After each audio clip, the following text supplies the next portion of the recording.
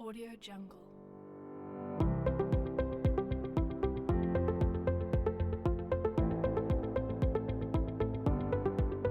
Salam, bertemu lagi dengan saya Bapak Ekron Rumajuk dalam mata pelajaran pendidikan agama Kristen. Dalam pertemuan kita yang pertama sampai pada pertemuan yang ke-6 kita sudah membahas dekade pertama, ya. Kita sudah membahas tentang keluarga Kristen. Keluarga Kristen adalah keluarga yang di mana anggota keluarga menerima Yesus Kristus. Kita sebagai anggota keluarga Kristen harus bertumbuh berakar dan berbuah, ya, di dalam keluarga. Baik, pada saat ini kita masuk pada pertemuan kita yang ke-7, di mana sekarang ini kita akan belajar tentang keluarga sebagai gereja mini, ya, keluarga sebagai gereja mini. Nah, kemarin atau minggu yang lalu kita sudah belajar bahwa keluarga adalah persekutuan hidup yang terdiri dari ayah, ibu, dan anak. Sedangkan keluarga Kristen adalah persekutuan hidup yang terdiri dari ayah, ibu, dan anak, dan telah menerima Yesus Kristus sebagai Tuhan dan Juru Selamat secara pribadi dan mampu mengaplikasikan iman firman Tuhan dalam kehidupan sehari-hari. Nah, jadi antara keluarga dengan antara pengertian keluarga dan keluarga Kristen itu harus bisa dibedakan, ya. Nah, sekarang kita belajar keluarga sebagai gereja mini, ya. Nah, jadi nanti di sini kita akan berbicara bahwa kita adalah gereja memang. Kita sebagai gereja, sebagai anggota keluarga juga, ya, sebagai anak bagi Bapak kita masuk atau tergabung dalam sebuah organisasi gereja. Katakan organisasi gereja HKBP, GPIB, HKI, Gereja Bethel, Gereja Pantekosta di Indonesia, dan gereja-gereja lainnya. Nah, itulah yang kita konsep di sini atau kita maksud di sini, gereja besar kita. Nah, keluarga kita harus menjadi gereja mini. Jadi tugas-tugas gereja harus juga dilaksanakan oleh keluarga, ya, harus juga dilaksanakan oleh keluarga. Nah, anakku sekalian, bahwa kompetensi dasar kita lihat ini masuk kita ke KD kompetensi dasar yang kedua, ya.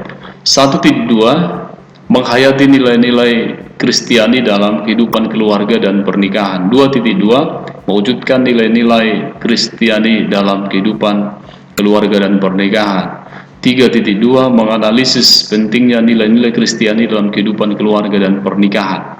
4.2, membuat karya yang berkaitan dengan nilai-nilai Kristiani dan dalam kehidupan keluarga dan pernikahan. Jadi 4 ini biasanya itu ada penilaian praktek, ya, dan indikator kita bisa membaca di sebelah ini.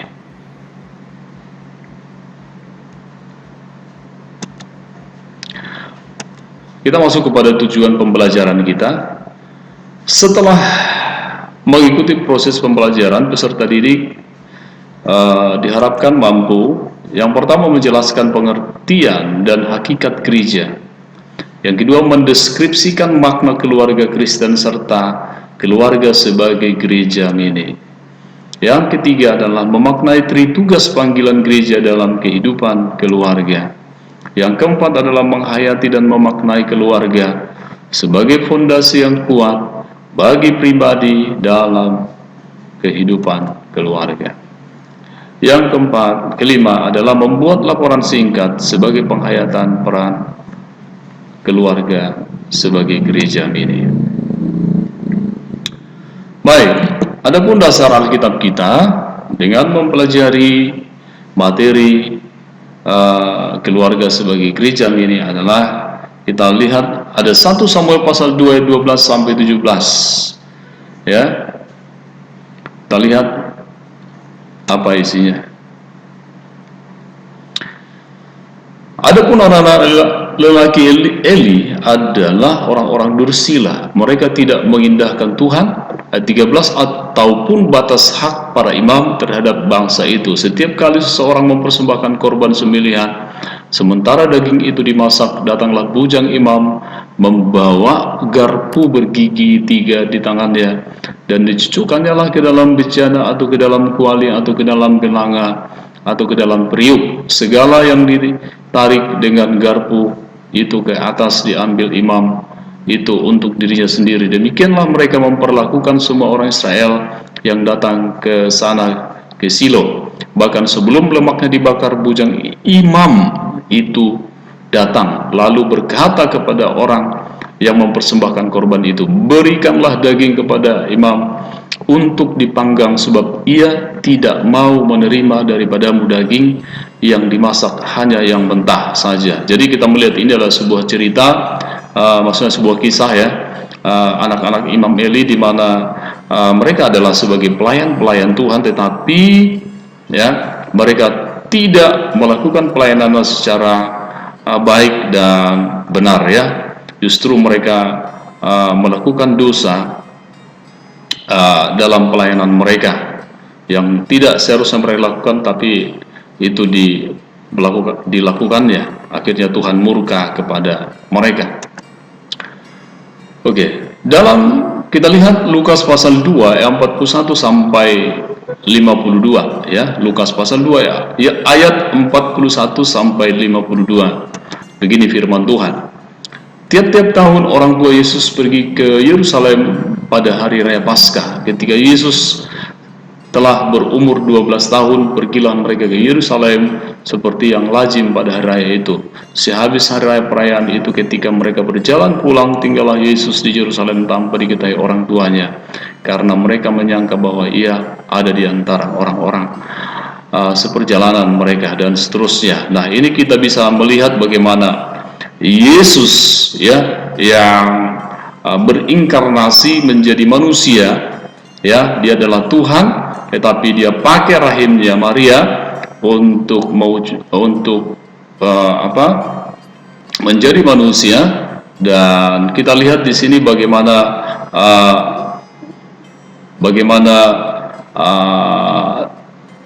Yusuf dan Maria mendidik Yesus ya sebagai manusianya ya gitu ya. Dan menurut adat istiadat Yahudi, bagaimana Yusuf dan Maria membawa Yesus sebagai anaknya ya, sebagai manusia ya, anaknya sebagai manusia ke bait Allah. Nah, artinya apa? Bahwa demikian pun sebenarnya bahwa orang tua bertanggung jawab memperkenalkan Tuhan, memperkenalkan ibadah, membawa anak-anaknya ke bait suci atau ke gereja. Nah, 1 Petrus pasal 4 ayat 9 sampai 10. Berilah tumpangan seorang akan yang lain dengan tidak bersungguh-sungguh. Layanilah seorang akan yang lain sesuai dengan karunia yang telah diperoleh tiap-tiap orang sebagai pengurus yang baik dari kasih karunia. Nah, jadi ini adalah kehidupan daripada orang-orang gereja, harus seperti ini ya. 1 Timotius 4 ayat 7 dan 8 berkata, tetapi jauhilah tahayul dan dongeng nenek-nenek tua, latihlah dirimu beribadah.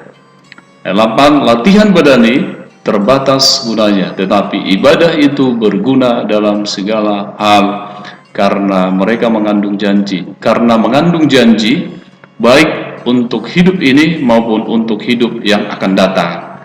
Nah, jadi begitu penting ibadah dalam hidup kita ya.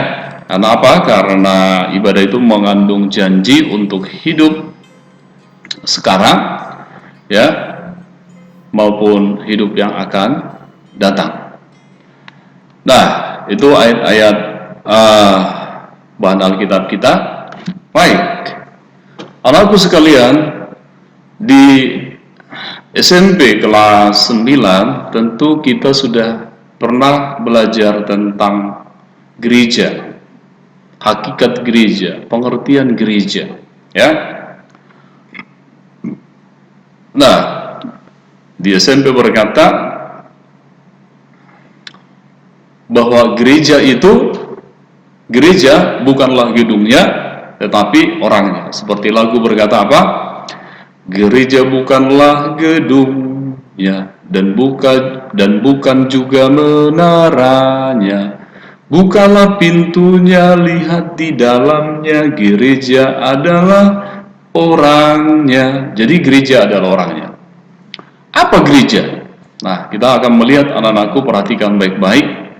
Kita sedang berbicara tentang keluarga sebagai gereja mini. Namun kita akan lihat dulu pengertian gereja. Kata gereja berasal dari bahasa Portugis, yaitu igreja, yang bersumber daripada kata bahasa Yunani, ya. Jadi igreja dari bahasa Yunani yaitu eklesia. Nah, eklesia, ya, yang secara harfiah berarti dipanggil keluar, yaitu dari kata berarti keluar, klesia atau kaleo dari kata kaleo yang berarti memanggil. Maka eklesia artinya adalah dipanggil keluar. Nah, gereja itu siapa? Gereja itu adalah kita. Berarti kalau kita adalah gereja, maka kita adalah orang yang dipanggil keluar. Siapa yang memanggil? Yesus yang memanggil. Kemana kita keluar? Keluar dari kegelapan dosa. Jadi gereja itu tidak ada lagi di dalam kegelapan. Nah, terus apa itu gereja? Nah, kita lihat definisi gereja. Gereja adalah persekutuan orang-orang yang telah dipanggil dari kegelapan untuk masuk ke dalam kerajaan Tuhan Yesus Kristus. Nah, itu dapat kita baca di dalam Kolose pasal 1 ayat 13. Nah, perhatikan gambar berikut ini. Inilah gereja. Ini ada dua tempat, ya. Ada dua tempat. Nah, kalau kamu melihat ini seperti tempatnya malam, ya, gelap. Nah, sementara di sebelah sini, perhatikan panahnya, siang atau terang.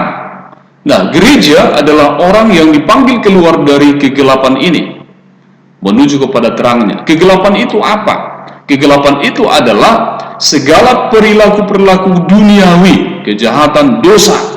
Jadi kita gereja, ya, kita tidak lagi hidup di bawah kegelapan dan jangan lagi hidup di dalam dosa. Tetapi jadilah kita menjadi terang. Ya kan, seperti Yesus berkata, kamu adalah terang dunia. Artinya apa?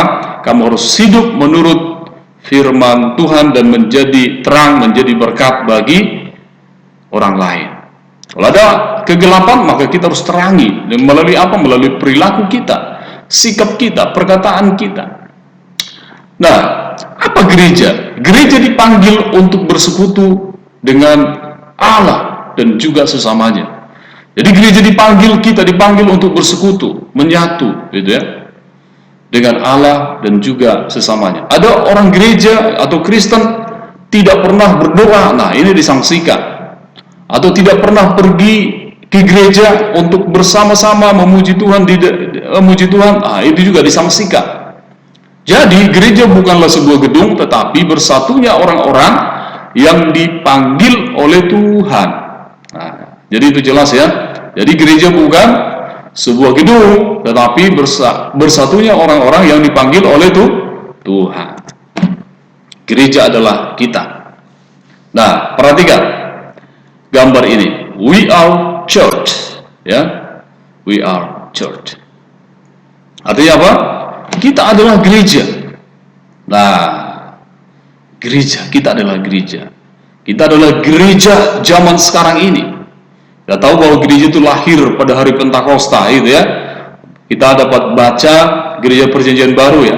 Kita dapat baca di dalam Kisah Rasul pasal 2. Roh Kudus memenuhi umat-umat Tuhan pada waktu itu. Lalu mereka memiliki keberanian untuk bersaksi, menyatakan kebesaran Tuhan, kebaikan Tuhan, keajaiban-keajaiban Tuhan kepada orang lain. Dan kalau kita baca dalam Kisah Rasul pasal 2, pasal 3, 4, dan 5, ya, banyak orang menjadi percaya ketika Petrus berkhotbah, ketika para rasul berkhotbah, dan banyak orang yang dimenangkan, dibaptis bagi Tuhan.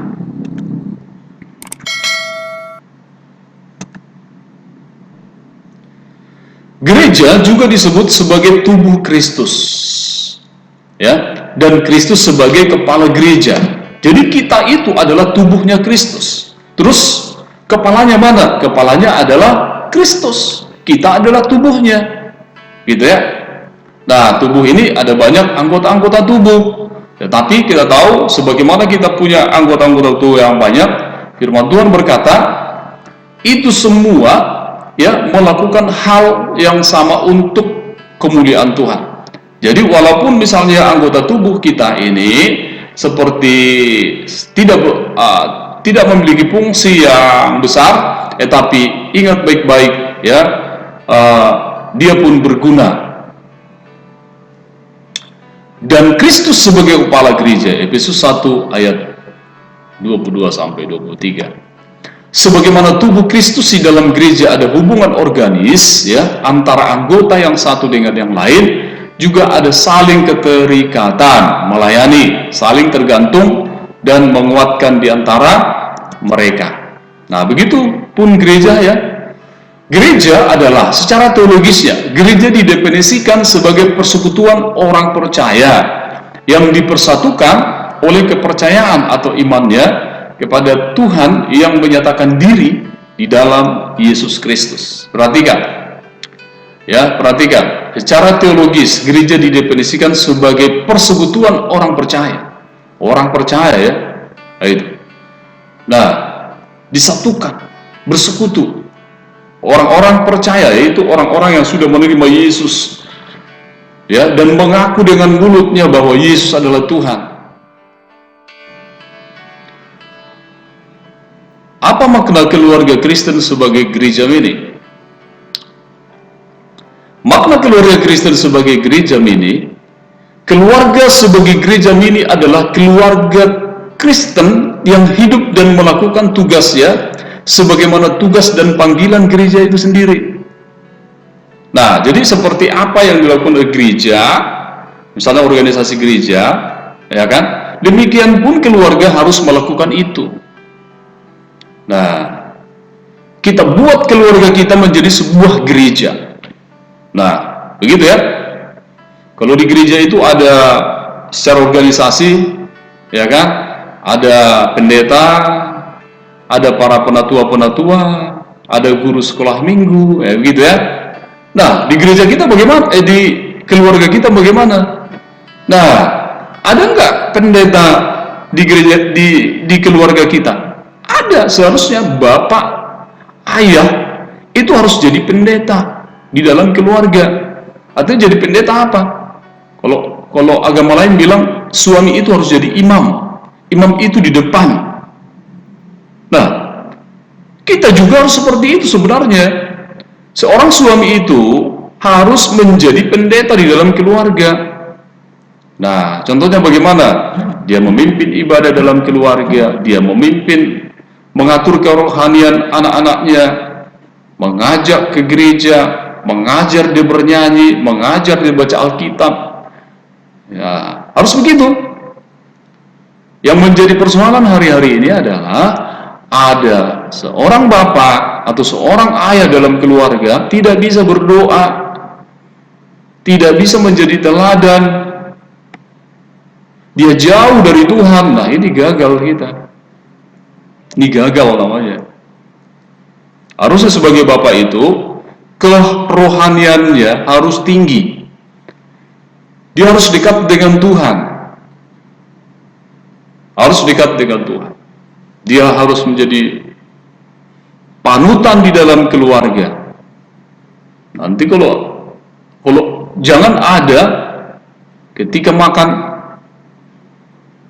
anaknya yang suruh berdoa karena bapaknya nggak tahu berdoa. Nah, ini jangan sampai terjadi seperti itu, gitu ya. Beberapa contoh keluarga sebagai gereja mini. 1. Keluarga melakukan ibadah keluarga. Ada kan ibadah keluarga ya? Atau juga disebut saat teduh keluarga. Nah, atau mesbah keluarga, atau apapun itu yang dibentuk dalam sebuah ibadah kecil. Ya, tergantung bagaimana organisasi gereja kalian menyebutkan itu. Gitu. Jadi contoh gereja mini itu, atau keluarga sebagai gereja mini, keluarga itu melakukan ibadah keluarga atau ibadah rumah tangga. Jadi ibadah rumah tangga misalnya setiap malam ya harus beribadah dulu, baca Alkitab, berdoa, bernyanyi, gitu. Ada bapaknya di situ sebagai pendeta, kemudian ada istri atau ibu. Nah, jadi dipimpin oleh orang tua, kemudian ada anak-anak. Mereka baca Alkitab, berdoa, memuji Tuhan. Nah, itu. Nah, yang kedua, contoh yang kedua, keluarga itu hidup dalam doa, gitu. Hidup dalam doa. Nah, itu keluarga sebagai gereja mini dan lain-lain. Pokoknya dalam hal-hal kerohanian itu yang dilakukan oleh keluarga sebagai gereja mini. Nah, ada keluarga yang tidak sama sekali ada doa dalam rumah tangganya, baca Alkitab tidak pernah. Nah, begitu. Mau menjadi apa? Keluarga apa? Tuhan tidak menghendaki hal seperti itu.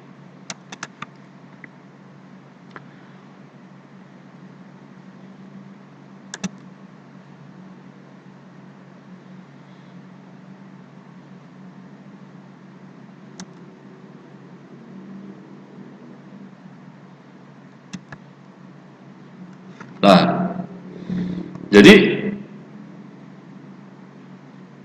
kita coba menemukan informasi tentang gereja mini ya. Cari informasinya. Ya. Ini hanya di sekolah kita ini atau dalam pelajaran ini ada istilah gereja mini ya.